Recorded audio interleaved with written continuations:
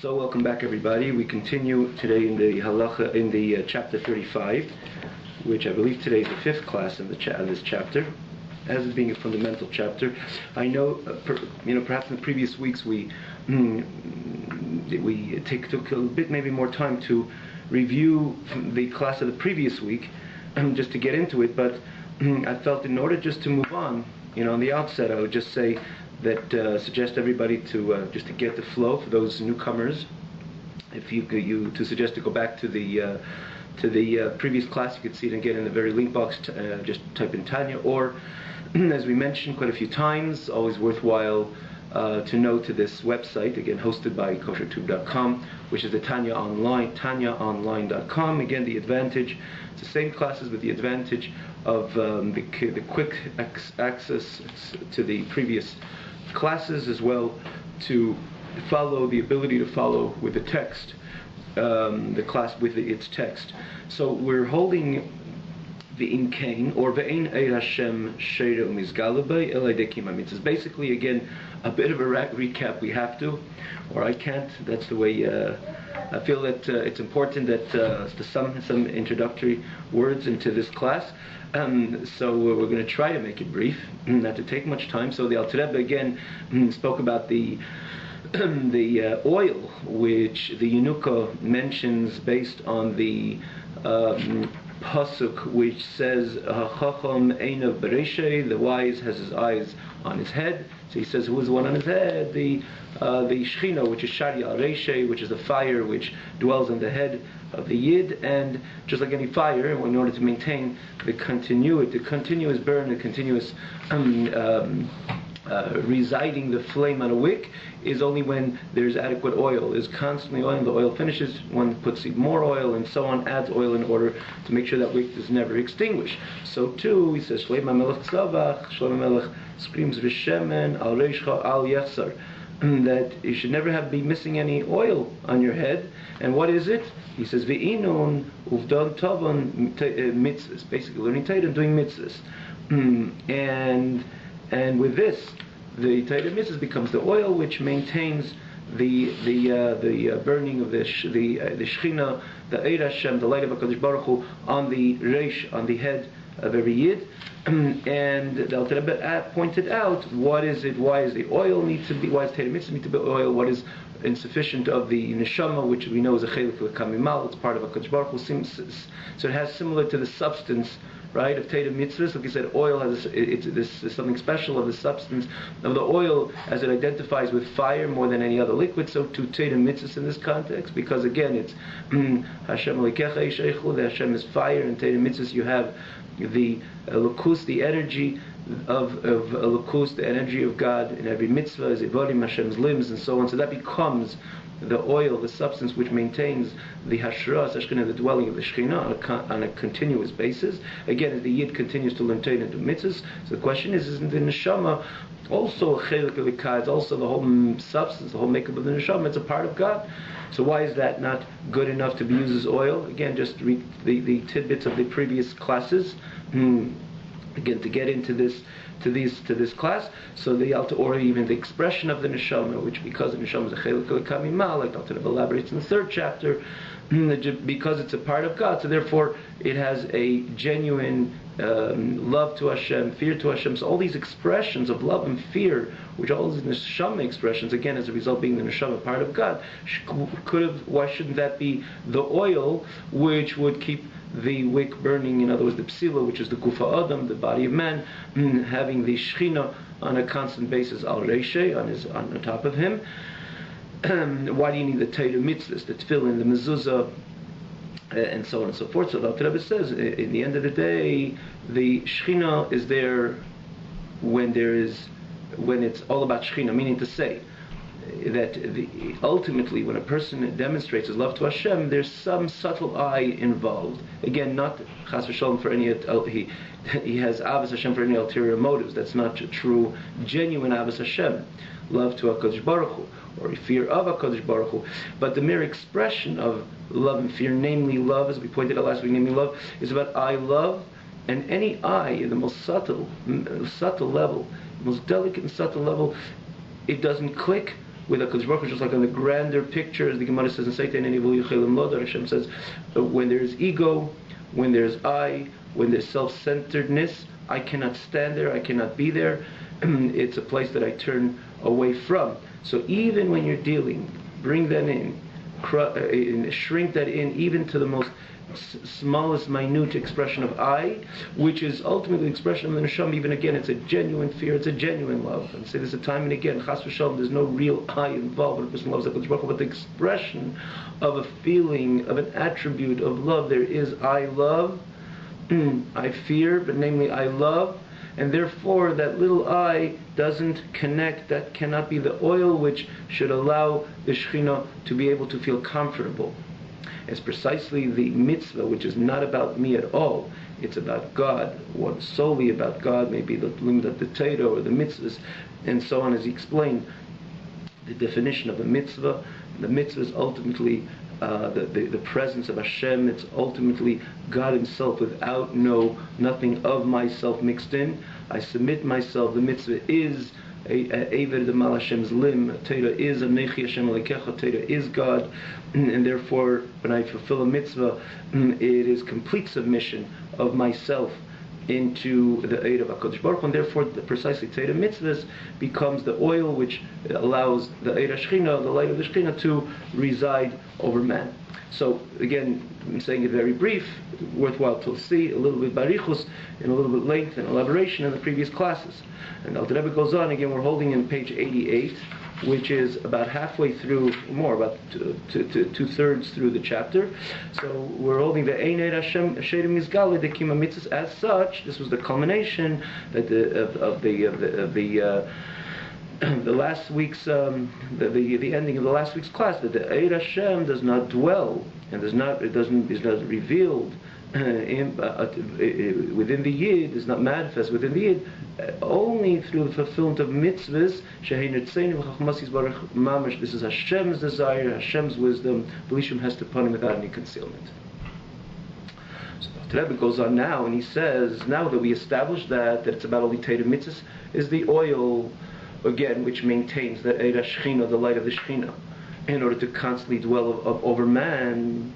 So now the Alter Rebbe is going to say the difference of Torah mitzvah, the Torah's accomplishment, and the accomplishment comes through Torah, and then the accomplishment comes through mitzvahs. In other words, in the end of the day, they're two separate accomplishments. So first of all, it has a broader bracket of the difference of Torah mitzvahs. We say Talmud Torah Keneged Cholim. There's a number of reasons when the Alter Rebbe himself, in chapter 5, 23, 37, and points out the virtue of Torah over mitzvahs even, because in the end of the day, they're two separate connections. The union which comes through Torah, in a sense, from a certain perspective and point of view, is even a greater union that comes through mitzvahs, even though the ultimate objective of the neshama coming down here into this world is to do a mitzvah which you cannot do in Gan Eden as opposed to learning Torah. Mesifta derakiyas, it says a number of times in the statements of our sages of blessed memory, maybe in Gemara or Medrash and similar. And there's a yeshiva in Gan Eden. The notion of Torah exists in the high realm and levels, as opposed to mitzvahs. So this is the ultimate objective of the neshama coming down to this world. It cannot put on tefillin in Gan Eden, and it cannot put on mezuzah in Gan Eden, and it comes down precisely in this world and invests in a body, and only then it could perform a mitzvah. So there's the virtue of a Torah of a mitzvah, and then mitzvahs being the ultimate objective, which again the Alter Rebbe discusses in these various chapters. But here the Alter Rebbe remains within this context. What is the Torah do in order that the Yid should be able to maintain that light, that fire of the Shekhinah over him? So he says man is generally comprised, in other words, man's expression. So he says again, what's the accomplishment? How Torah is the oil, becomes the oil, and as mitzvahs are as well oil which allows the Eid Hashem to continuously burn over man. So he says that so basically the man's expression is comprised of three: machshava, dibur, ma'aseh, thought, speech, and action. So the Alter Rebbe is going to explain that Torah oils his thought and speech, while mitzvahs oil his action, and or mitzvahs are the oil the way it's expressed by action, and Torah is the oil the way it's expressed by through thought and speech. So this is where the Alter Rebbe focuses on in these coming words. V'hini kisha adam, this coming part of the Pedic. V'hini kisha adam, Eisik b'Teira, when man occupied himself in learning Teira, Zai nishmosei, his neshama shinaf shelikis, his neshama, which is his godly soul, shnei levusha pinimim levadam, with their inner garments, solely with their inner garments. Again, if you compare thought, speech, and action, so obviously when what would be considered an inner garment, thought is obviously an inner garment, because thought is the way the person expresses himself within. Even speech is an inner garment, because speech is the important koach which man has, the unique talent, the unique ability to express himself or herself, attributed to man. So it's a gift associated with the human being. It's a koach pnimi. Again, not in comparison to machshava, to thought, because speech is a step lower, because it's the way the person expresses himself to another party out of himself, as opposed to a thought is the way the person has formed himself by himself. Yet in comparison to action, machshava and dibur are koachas pnimim, because action is a total external koach. It's not even associated with the human being, human race, for that matter. Even an animal has mice, it could push, it could pull, and so on and so forth. Maisa is a total external expression, as opposed to dibur. Dibur carries a lot of the nefesh, the famous nafshi yotze bedabri. A person could bring his nefesh, his soul, his inner heart and inner soul in words, because words have a shaychus to the pnimius, to the most deep, to the more inward dimension of man, as opposed to maisa. Action is total external expression. So when a person learns Torah, so then his neshama, which is his godly soul, with the two koachas, the two garments, inner garments, which is koach hadibur machshava, the koach of speech and thought. Solely the koach of speech and thought, nichlolos, are included by Hashem Yitzhak Baruch Hu in the infinite light of HaKadosh Baruch Hu, umichodis by biyichud gomer, and unite with HaKadosh Baruch Hu, with the ultimate unity. And this draws the dwelling of the Shekhinah of divine presence over his godly soul, because again his godly soul is expressing itself, is oiling, it's oiling the system through his learning Torah, and the Torah itself. In order one to learn Torah appropriately, and even halachically, it's important to verbalize the words of Torah. So what does a person invest? He invests his thought in his speech. The thought and his speech is of his godly soul, the way it expresses itself through his guf, through his body. It's his physical mind thinking. It's his physical instruments of his mouth. In other words, his hey moitzeis hapeh, which is again talking, verbalizing the words of Torah. So then, at that point, the godliness, the Ein Sof, it feels very. In other words, the koach of dibur, the speech and thought of the neshama, the speech and thought of the neshama, is right now consumed and included in the light, in the infinite light of HaKadosh Baruch Hu, blessed be He, and not only included, but completely becomes one with the ultimate unity. At that point, that allows the Shekhinah to hashoreh, to dwell upon man. It's like the Razal tells us, like the Razal tells us that even someone who sits and learns Torah, Shekhinah, the divine presence is with him. Because again, he's learning Torah. What he's doing is he's expressing, he's allowing his machshava v'dibur, his thought and his speech of his godly soul, the way it comes through his body. He is again a physical person sitting and learning Torah, so he is completely oiling his inner dimensions, his inner garments, which again allows the Shekhinah to dwell. Afilu echad yeshes b'Torah, someone who sits and learns Torah, is Shekhinah imei, the divine presence is together with him. However, in order to draw the light and the ha'ora of the Shekhinah, which means the ray, the light of the Shekhinah, also on his physical body, on his animal soul, which this is the soul which vitalizes the body, like we said in a number of places from the beginning, from the first chapter in Tanyat Gadam, one nefesh, and the nefesh, even not dealing with the nefesh alikis, in other words, the soul which vitalizes the body enters into the blood, and ultimately becomes the conduit. The blood becomes the conduit through which the nefesh, the soul rather, not the godly soul, the soul which vitalizes the body, comes through and ultimately gives life and existence and function to the entire body. And as we said, the Alter Rebbe says that's the nefesh bahamis, that's the animal soul. As we said, it's not again we mentioned time and again the precise expression of the Alter Rebbe choice of definition. It's his animal soul, because from that perspective, that's where man inclines to the bodily, to the animalistic, in every character which the animal has. Man attains that, man has that, but again, not necessarily because of anything bad. It's just this is the Nefesh Chayunis. It makes it a living person before the Hizgabra Surah Al-Chaymer, before the domination of form over matter, meaning to say over the Teiv, the quality of good, of refinement, the quality of godly choice, which is associated with the godly soul, over the animal soul, over the nature of man.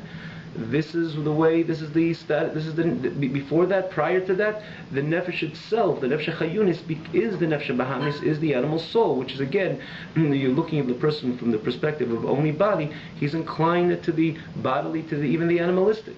So in order to draw the light of the Shekhinah also on his body, on his animal soul, which is invested in his body, that mamash, in other words, mamish, to draw the Shekhinah to this lower level, a complete lower floor, lower story, lower realm, which is not only the expression of the godly soul, the way it's associated with learning Torah and doing mitzvahs. In other words, Alter Rebbe says when you learn Torah, learning Torah is in comparison to learning Torah. So Alter Rebbe again points out, when a person learns Torah, you don't see the effect, you don't see the accomplishment, you don't see the impact or the godly light drawing itself onto the inferior levels of man, into where his body is or where the animal soul is, because it remains in the more lofty, supreme, superior kaiches, which is more an expression of his godly soul, because it's a godly experience. You don't see that the person is involving his animal soul, certainly not as much, certainly not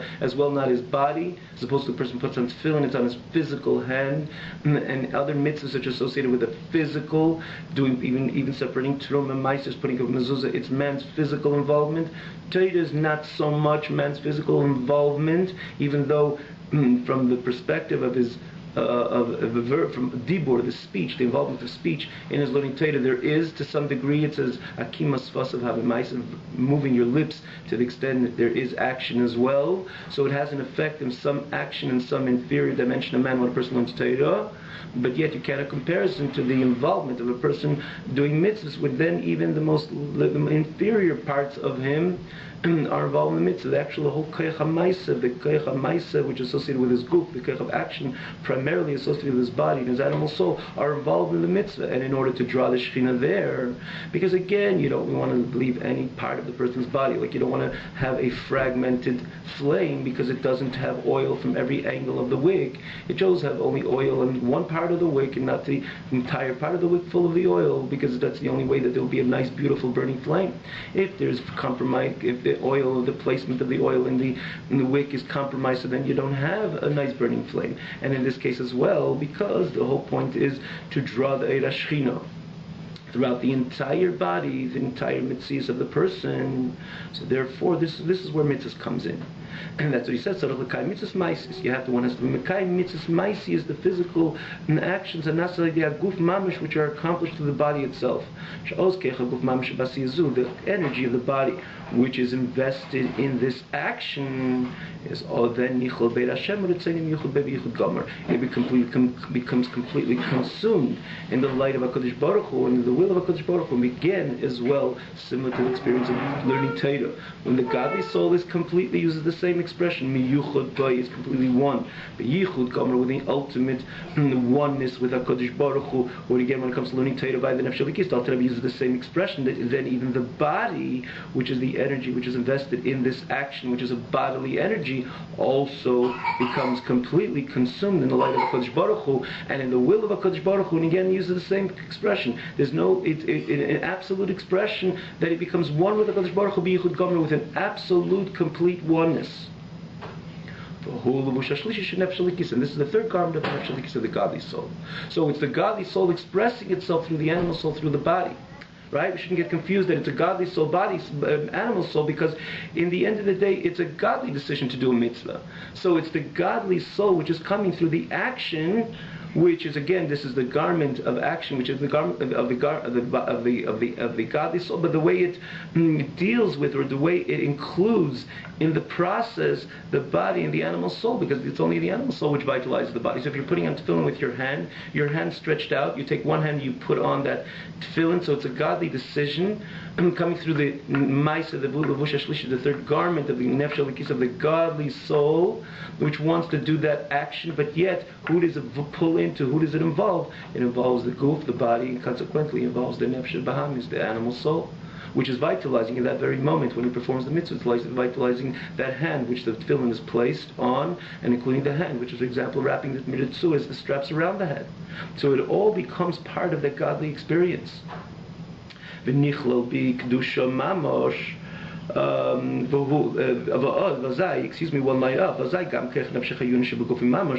that point, the whole energy, the vitalizing energy which exists and vitalizes his body. Again, this is the Nefesh Bahamis, the animal soul which comes from Klippas Nega, from that neutral Klippa, is completely transformed from evil to good.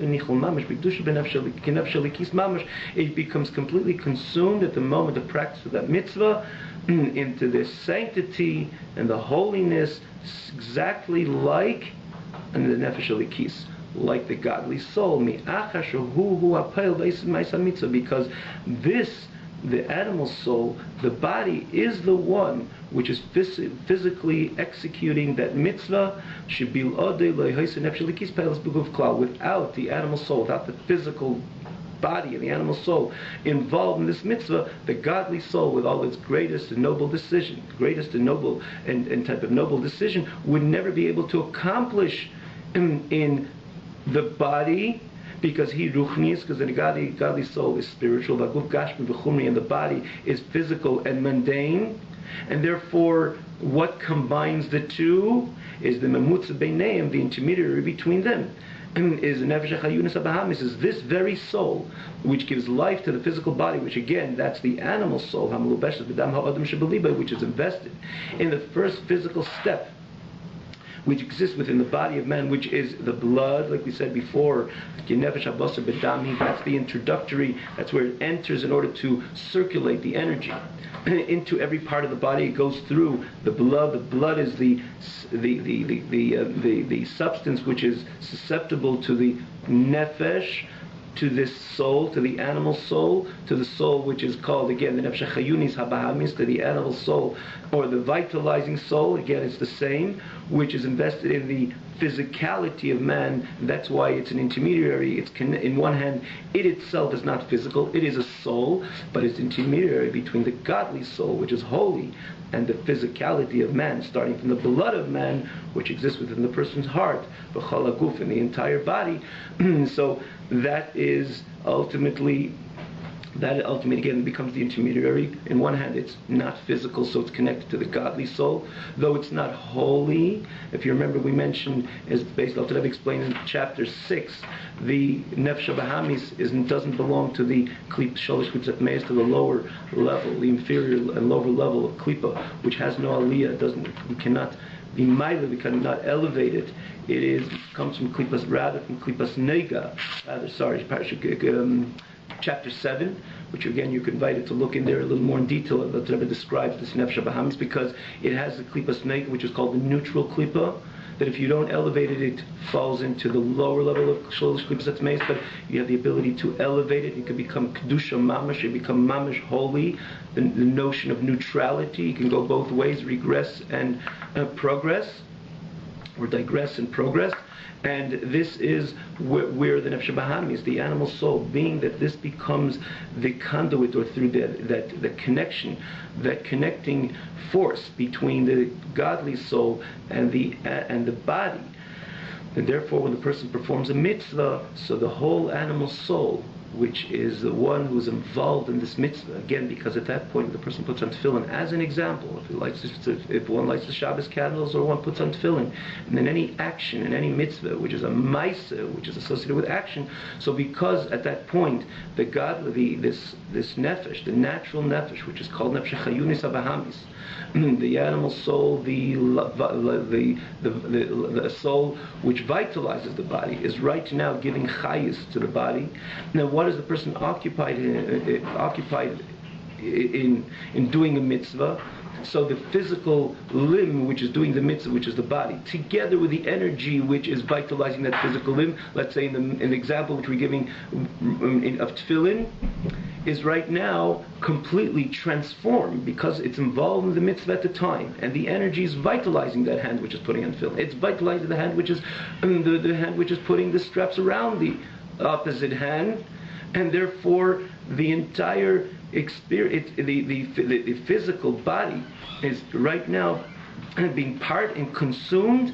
Again, we say something neutral. It becomes right now elevated to the kedusha, to the holiness, to the sanctity of the nefesh elikis, to the godly soul, which is again a chelik of the kamimal, which is a part of God. and he says more so, mamish. It becomes mamish like that godly soul, which is completely on the outset godly, but in the time of the performance of the mitzvah, not only godly soul, because of its decision to go ahead and do the mitzvah, to express itself by doing the mitzvah, but the animal soul as well, together with the body which is vitalizing at the time of the person does mitzvah, is completely consumed as it stands in submission to the decision of the nefesh elikis, again in this context of putting on tefillin. So it completely ascends to the holiness of the nefesh elikis, to the absolute holiness of the nefesh elikis, and becomes completely one with the Eir Hashem, with the light of HaKadosh Baruch Hu. Have a wonderful evening.